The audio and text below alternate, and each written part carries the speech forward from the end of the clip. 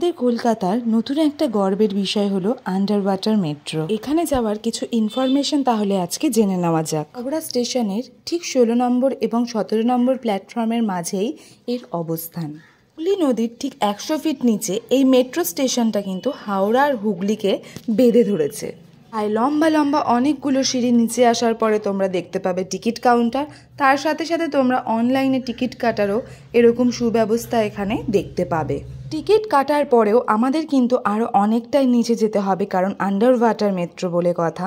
বর্তমানে এখানে ঠিক 15 মিনিট পর পর ট্রেন আসতে দেখা যাবে। কোনোরকম দুর্ঘটনা যাতে না ঘটে তার জন্য রেলওয়ে স্টেশনটা কিন্তু খুবই ভালো করে কভার করা।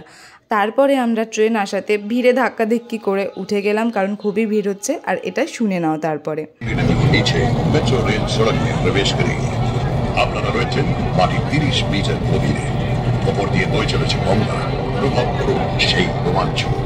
आप 30 मीटर भूमिगत हैं। ऊपर से बहती गंगा रोमांच का अनुभव करें। ভারতের কোন বড় নদীর তলদেশ দিয়ে গড়ে তোলা প্রথম রেল সুড়ঙ্গ, যা যুক্ত করেছে শতাব্দীর প্রাচীন মিশন। এই অ্যানাউন্সমেন্টটা শোনার পর গায়ে যেন একটা বিশেষ গর্বের কাঁটা আরও জেগে ওঠে। তাই আজকে স্প্ল্যানেডে নেমে আবার মেট্রো চেঞ্জ করে যাব টলিগঞ্জে।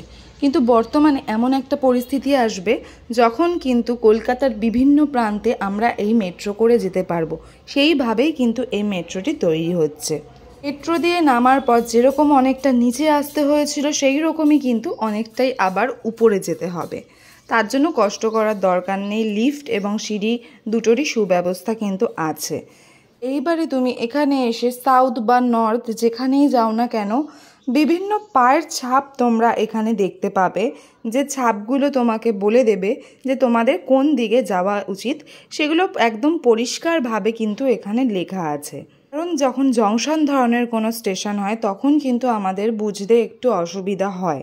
তাই যাতে না অসুবিধা হয় তার জন্যই কিন্তু এই পায়ের ছাপের ব্যবস্থা করা।